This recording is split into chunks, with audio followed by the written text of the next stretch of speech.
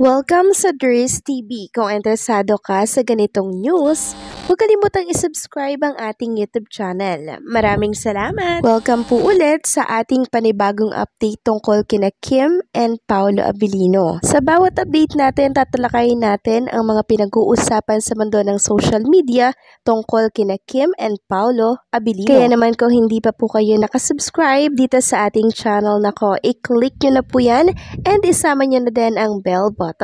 So, ayan, welcome back again sa ating YouTube channel mga kakimpaw, and sa update natin ito ang pag-uusapan natin ay tungkol sa mga importanteng kaganapan kina Kim and syempre kay Paolo Abilino. Pero bago yan, bilang pasasalamat, narito muna yung mga napili nating komento patungkol sa naging previous update natin. Unahin natin ang naging komento ni Garilyn Garcia. Sabi niya, oo nga, pansin ko nga hindi siya nagpo-post ng tungkol kay Kimi at lagi lang siyang solo. Lagi siyang private in relation. Pero puro pakilig ang pinapakita niya. Ano yun kay Paolo? Bakit ganon? Parang may tinatago ka yata at ayaw mong malaman yata ang secret girlfriend mo, ang gulo mo.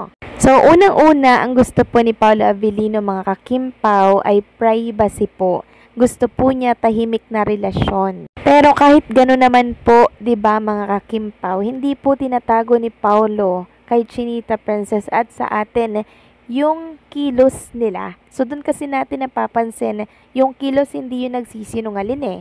And sa kilos na yun, kahit di sila umamin, alam na natin yung kasagutan na yun. Ang dami pong nagsasabi, mga katrabaho, kakilala po nila, pansin na pansin yung kilos nila, mga kakimpaw. Pero since priority ng Kimpaw ang privacy, hindi po nila yan naaminin sa publiko.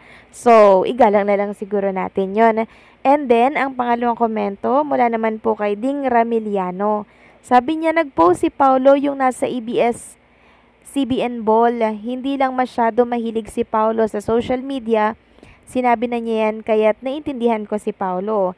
Hindi siya mahilig sa mga post-post, pero mahal niya talaga si Kim. Yes, yan po yung kasagutan mga kakimpaw.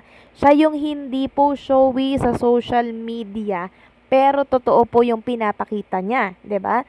Aanhin mo nga naman yung showy sa social media, pero hindi naman totoo yung pinapakita, 'di ba?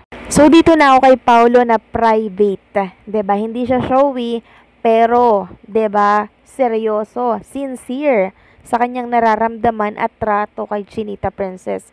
Dito na ako sa taong sincere, 'di ba? Hindi showy, pero sila lamang yung nagkakaintindihan ni Kim. Silang dalawa lang. Ang importante naman kasi dito mga kakimpaw sa relationship nila, yung sila lang dalawa, 'di ba? Yung nagkakaunawaan. Tayo naman masaya na tayo kung ano yung ipakita nila sa atin.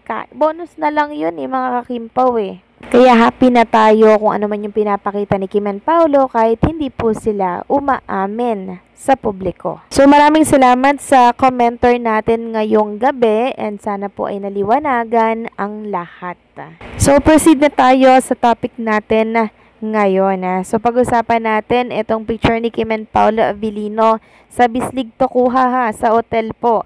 Sabi dito ako sa mga matang nag-uusap.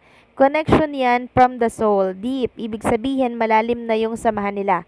Yung 99% ng tao inside and outside, their circle are all cheering for happy ending. Alam mong they are both good for each other. Stay happy, our Kimpaw. So, sana po makita nyo to mga Kimpaw, itong picture ni Kim and Paolo Abilino. Yun bang tinginan lang nila sa isa't isa?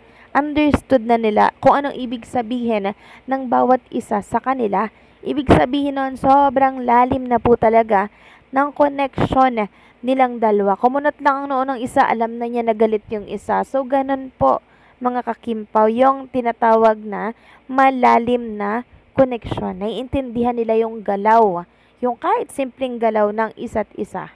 So, pagka ganyan, ano ulit ang tawag? Deep connection, mga kakimpaw. Hindi ma-post, hindi showy sa social media, pero malalim ang pag-ibig para sa isa't isa. Samantalang pag-usapan naman natin itong nirepost si Chinita Princess mula po sa isang account dito sa X.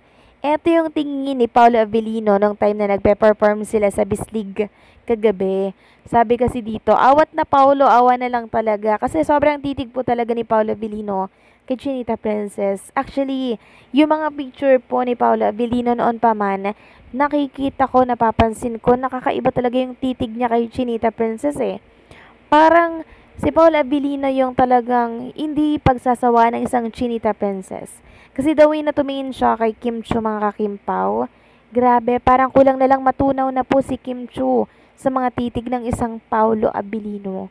In love na in love talaga siya kay Chinita Princess. Kaya sabi po ni Kim Chu, hala, Paolo Abilino, no yan. So, ang cute ni Chinita Princess, 'di ba? Nakakatuwa silang dalawa talaga. Para silang mga bata.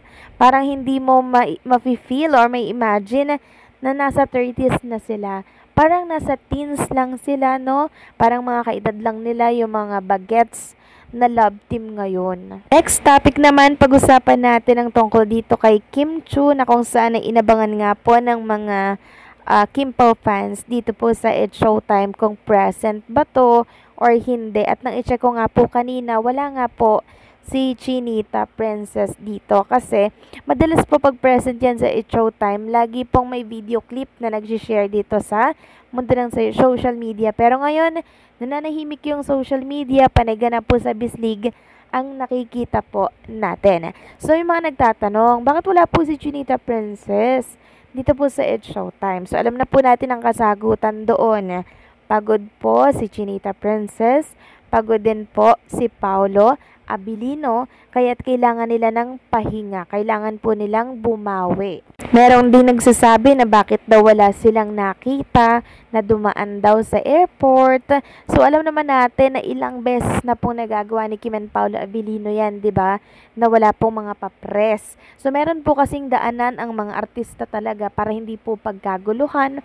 Pag ayaw po nilang magpa-interview, doon sila dumadaan. Kaya hindi natin sila nakikita, mga kakimpaw, dito po sa airport na pinagkakaguluhan. So, ang dilulo ko nga po, mga kimpaw, sana sabay na lang silang nagpahinga ngayong buong araw, 'di ba? Mas maganda kasi yung ganon, mga kimpaw, 'di ba? Parang nakakapag-relax silang dalawa nang magkasama. Para nang sa ganon, maalagaan po ni Paula Abilino si Chinita Princess kasi meron pa yung trauma sa nangyari po kahapon dyan po sa airplane, 'di ba? Grabing trauma 'yon. Kaya gusto po sigurong ipahinga muna ni Chinita Princess yung isip niya, yung katawan niya, 'di ba? Na sobrang pagod. Syempre, deserve nila ng pahinga, mga kakimpaw.